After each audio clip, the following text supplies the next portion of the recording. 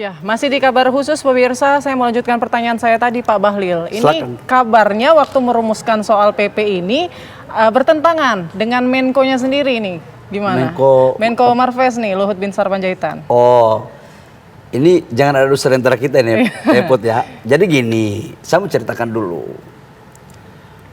Proses sebelum pemberian ini ada mekanisme-mekanisme yang dilakukan. Ada pembahasan PP itu lewat rapat-rapat koordinasi dengan kementerian-kementerian teknis untuk merumuskan. Sudah berhenti itu kita pingin prosesnya ini tidak boleh melanggar aturan. Tibalah saatnya di mana kita melakukan ratas, ya. Ratas itu adalah salah satu forum pengambilan keputusan tertinggi karena dipimpin oleh Bapak Presiden. Dan keputusan itu dijadikan sebagai rujukan dalam implementasi. Dia merupakan produk hukum, kira-kira begitu. Ya sebenarnya saya sama Pak Menko saya itu nggak ada perdebatan yang gimana, nggak ada. Keliru itu informasinya. Yang ada itu adalah ada dinamika argumentasi. Substansinya sama. Pak Menko saya juga pingin kasih ke organisasi keagamaan. Cuman Pak Menko bilang titipkan di BUMN. Nanti BUMN yang sharing. Karena sesuai undang-undang minervanya begitu. Ya, karena waktu itu kan belum ada penjelasan hukumnya. Tetapi substansinya tetap memberikan kepada organisasi kemasyarakatan keagamaan. Gitu loh. Saya memilih tidak lewat BUMN, tapi kita memberikan WUPK langsung. Jadi ini kan cuma jalannya saja berbeda, tujuannya sama. Dan di dalam dinamika di dalam dinamika kami dalam rapat itu biasa-biasa saja. Dan Pak Menko itu kan guru saya. Oke. Itu Karena yang Menko dikhawatirkan juga salah satunya kan soal kemampuan finansial yang disampaikan Pak Menko juga bahwa minimal nilai investasinya paling enggak 100 miliar lah. Saya tidak mendengar. Saya kok kamu lebih paham daripada saya. Ya, kita baca-baca. Baca dari mana itu informasinya? Jadi saya mau clearkan ini.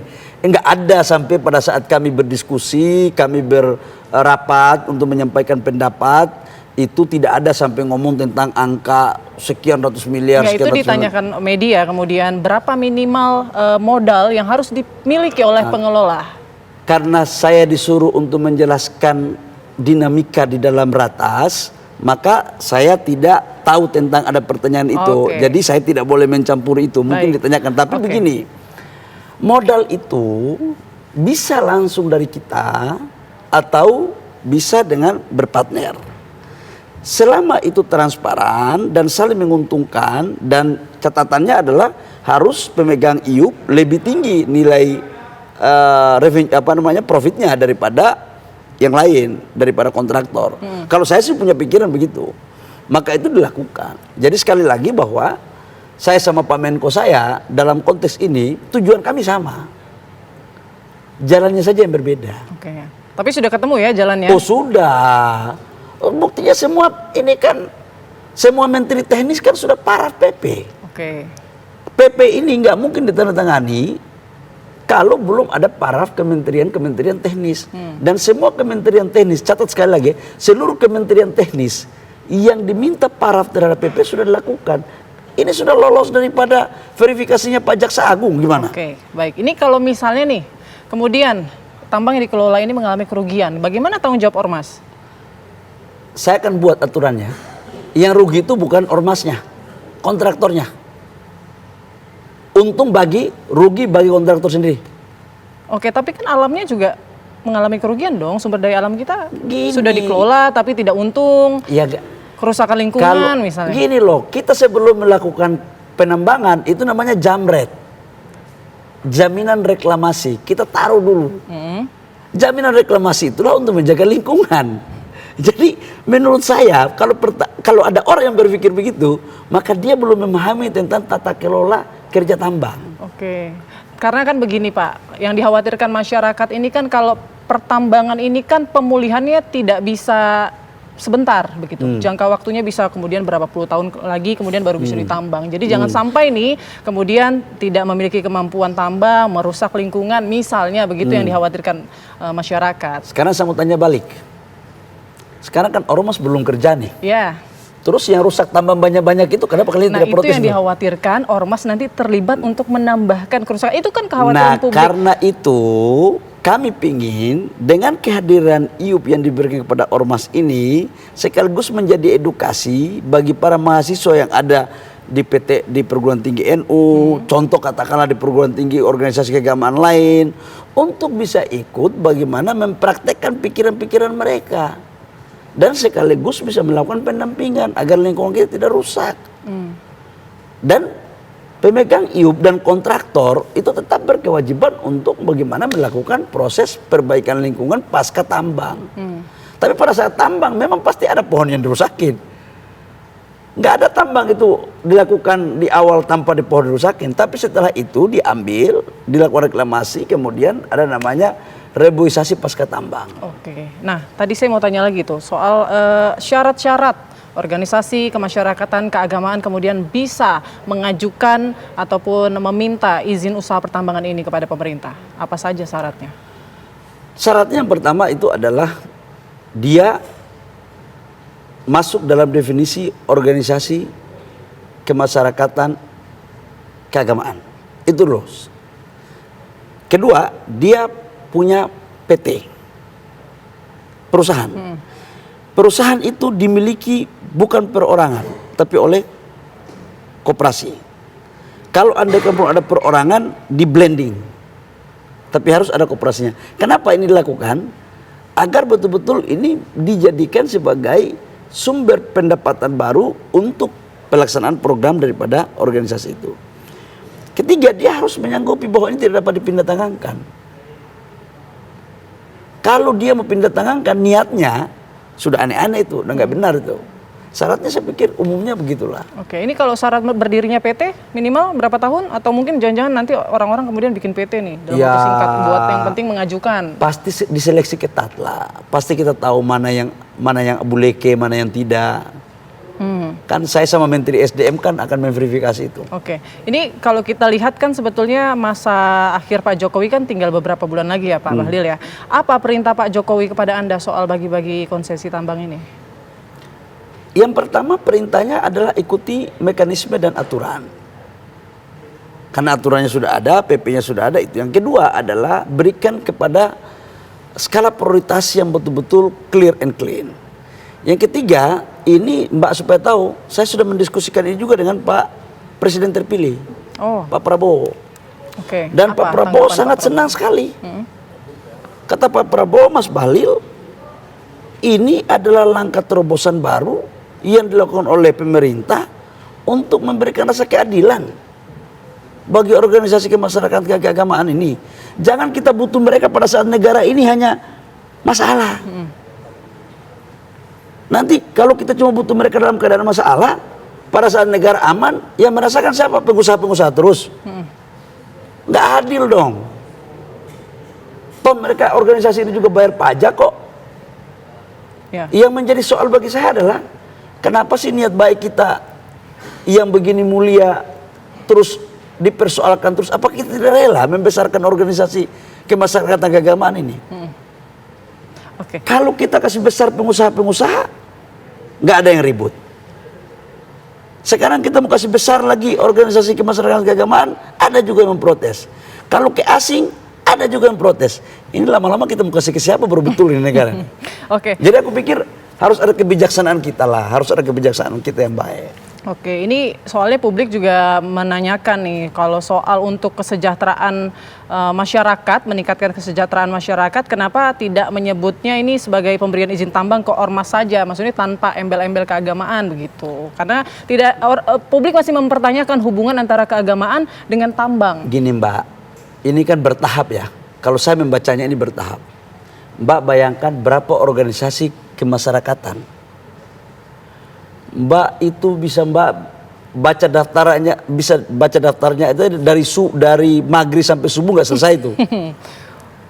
Jadi ini ada skala prioritas dulu, kita lihat dulu ini bagaimana, habis itu kita evaluasi, baru kita lihat ke depan potensinya bagaimana. Saya punya cara berpikir bahwa Presiden memerintahkan berpikir 10 bisa dieksekusi itu jauh lebih baik daripada berpikir 1000 tapi tidak ada yang bisa dieksekusi. Nah mungkin dari 10 ini dulu atau dari 20 dulu, setelah itu kita evaluasi. Mana yang harus kita perbaiki untuk kita terjemahkan pada melebar ke organisasi yang lain. Oke, itu tahapan selanjutnya. Berarti setelah Kita ormas keagamaan, kemudian tahapan selanjutnya Kita pemerintah? akan tidak menutup kemungkinan untuk kita pertimbangkan dengan kajian-kajian yang cukup teliti, ya, harus betul-betul memenuhi syarat, harus betul-betul clear and clean. Ya, saya pikir itu hal yang wajar. Itu perintah konstitusi kok, pasal 33. Oke. Keadilan sosial dan retribusi. Oke, berarti ini sudah clear ya. Artinya ini tidak perlu dilelang lagi, sudah ada dasar hukumnya. Sudah ada. Misalnya pihak swasta selain BUMD dan juga BUMN ini sudah boleh-boleh saja ya. Karena yang dikhawatirkan kan legitimasinya ini lemah kalau nanti pada akhirnya digugat di pengadilan, kemudian pemerintahan selanjutnya ini yang akan menjadi ya keok lah begitu. Lah. Masa jaksa agung dan menteri hukum dan HAM gak ngerti hukum, gimana sih? Dan tadi saya sudah jelaskan kan. Saya sudah jelaskan bahwa itu cantolannya di Undang-Undang Manajemen Hasil Revisi pasal 6 poin J. Kemudian kita buat PP. Lalu kemudian kita putuskan lagi di Ratas. Ratas itu produknya itu hukum loh. Ya. Ratas itu kalau sudah ada notulensi hasil keputusan Ratas itu produk hukum. Nggak bisa kita main-main. Yang penting jangan ada muara hasrat. Yang penting jangan ada konflik of interest. Nggak boleh IUP-IUP ini diberikan, nggak boleh kontraktornya itu adalah perusahaan yang terafiliasi atau masuk dalam pemegang saham PKP2B. Nggak boleh. Jadi ini pisahin supaya tidak ada lagi curiga itu nggak boleh. Oke. Tapi pasti ada tantangan dong. Tantangannya? Tantangan ke depan yang sudah dibahas lah begitu di pemerintahan. Mungkin tantangan ke depan apa yang akan dihadapi, Gini, apa solusinya, manusia ini kendalanya. hidup sejak lahir pasti sudah ada tantangan, sudah masalah. Popi, kita ini waktu kita lahir nangis kan? Itu nangis karena kita masuk ke dunia pasti sudah punya masalah. Kalau manusia nggak punya masalah itu sudah masuk dalam kuburan itu, Popi. Oke. Jadi saya pikir tantangan itu justru seni untuk kita menyelesaikannya. Tapi pasti sudah dipertimbangkan antisipasinya. Misalnya kan kita tahu nih kemampuan finansial, kemampuan pengelolaan tambang ataupun pengelolaan lingkungan ini kan tidak dimiliki atau tidak ada latar belakang itu di ormas keagamaan. Sekali lagi saya Antisipasinya katakan, bagaimana? sekali lagi saya katakan bahwa yang menjalankan IUP ini adalah perusahaan yang dimiliki oleh organisasi kemasyarakatan keagamaan. Bukan ormasnya loh. Nah, mereka dalam mengelolanya adalah bisa meng-hire orang yang profesional atau beberapa orang yang kadernya untuk bisa menjalankan. Dalam implementasinya bisa mereka kerjakan sendiri atau pakai kontraktor. Kalau mereka dalam implementasinya juga, saya pemerintah ikut mendampingi mereka dalam merumuskan agar kekhawatiran orang-orang yang kemudian seperti lingkungan, seperti modal, seperti kerjanya nanti rugi, itu bisa tidak terjadi. Gitu, Pak. Oke. Nah, ini selain PBNU tadi kan sudah kita bahas ya, ada sejumlah organisasi masyarakat yang menolak. Nah, ini nanti pemerintah apakah ya sudah tidak mau tidak apa-apa atau masih membujuk-bujuk nih supaya untuk ikut terlibat? Gini, negara kita ini kan negara demokrasi. Ada perbedaan pendapat, silang pendapat, itu hal yang lumrah dalam sebuah negara demokrasi. Namun saya ingin menyampaikan bahwa ini kan barang baru, PP-nya baru. Mungkin sosialisasi kami yang belum bagus. Ya kami ini kan bagian kita sosialisasi. Saya juga berkewajiban untuk mendatangi para senior-senior saya, tokoh-tokoh ini untuk menyampaikan dengan baik-baik. Seperti ini loh, apa yang menjadi keraguan nanti kita jelaskan baik-baik.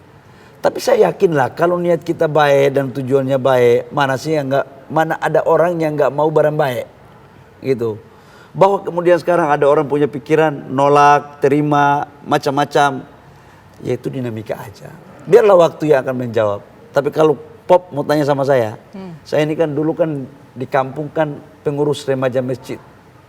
Pengalaman saya dulu jadi pengurus remaja masjid, setiap kegiatan, pengalaman saya ya, itu membuat proposal. Ke abang-abang saya, ke senior-senior saya. Jadi rasanya sih kalau ada sumber-sumber pendapatan baru yang sah dan tidak melanggar aturan dan tidak juga mengurangi daya kritis daripada organisasi itu, insya Allah lah ini semua jalan ibadah kok. Insya Allah ya Pak. Insya Allah jalan ibadah ini. Dan saya yakinkan bisa kok. Gitu. Oke, baik. Terakhir nih mungkin harapan Pak Presiden, Pak Joko Widodo terkait IUP ini seperti apa ke depan? Ya, diberikan secara baik sesuai aturan, jangan ada masalah. Nggak boleh ada maklar-maklar, nggak boleh yang mengerjakan, nggak boleh ada yang conflict of interest. Makanya perusahaan-perusahaan PKP 2B atau yang terafiliasi tidak boleh mengerjakan. Untungnya harus sebanyak-banyaknya kepada pemegang IUP, organisasi masyarakat keagamaan. Dan yang terpenting lagi, harapan Bapak Presiden dari rezeki yang ada dari keuntungan itu bisa mengoptimalkan, memaksimalkan dalam menjalankan program-program organisasi khususnya menyangkut dengan keumatan, khususnya dengan sosial, pendidikan, kesehatan. Karena ada bagian-bagian wilayah yang tangan pemerintah nggak nyampe. Nah mungkin inilah bisa nyampe. Karena ini kan merupakan sebuah kewajiban negara. Dan negara melakukan distribusi. Ini Bapak Presiden perintahkan kepada saya seperti itu. Oke, baik. Terima kasih banyak. Kita tunggu nih realisasinya dari pemerintah ya. Kita doakan juga ya semoga ormas keagamaan ini bisa amanah dalam mengelola tambang. Pop, sebelum ditutup, saya mau sampaikan begini. Oke. Udahlah kita ini jangan terlalu belum sudah pesimis. Sudah berpikir a priori kepada organisasi kemasyarakatan keagamaan. Saya yakinlah organisasi ini hebat-hebat semua kok. Dikelola oleh orang baik. Kita berjiwa besar lah untuk memberikan kesempatan kepada mereka. Daripada ini kita kasih ke pengusaha ribut pula. Saya kalau dikasih lagi kewenangan untuk bagi-bagi ini tambah, saya bagi aja ke organisasi-organisasi keagamaan itu. Supaya kalau kita mati pas semua mau masuk neraka tiba-tiba dipanggil masuk surga. Karena apa? Kita berbuat baik untuk umat. Kita harus masuk surga semua tuh. Itu. Jadi harus optimis bahwa organisasi kemasyarakatan keagamaan ini akan bisa berpikir baik dan bisa insya Allah kalau dengan hasil ini bisa memaksimalkan untuk menjalankan programnya. Oke, bismillah, amin Bismillah, Pak. Semoga iya kita tetap optimis ya. Semoga nanti ormas keagamaan juga bisa amanah, bisa mengelola tambang dengan baik dan juga tanpa menghilangkan daya kritisnya terhadap pemerintah. Tadi itu perlu dicatat ya. Pasti. Dan semoga tujuan pemerintah ini bisa tercapai di mana pemerataan kesejahteraan di semua kalangan masyarakat. Terima kasih banyak Pak Menteri Investasi Kepala BKPM Bahlil Lahadalia. Selamat malam. Malam Sukses Bobi. selalu. Makasih Bobi. Putri. Oh Putri ya. Aduh kok. Saya kok antara Popi dan Putri itu beda-beda. Pupi dan Putri, ya. Ini saya Putri. Baik, terima kasih banyak atas waktunya dan terima kasih juga atas perhatian Anda pemirsa. Saya Putri Windasari, pamit terima kasih. Sampai jumpa.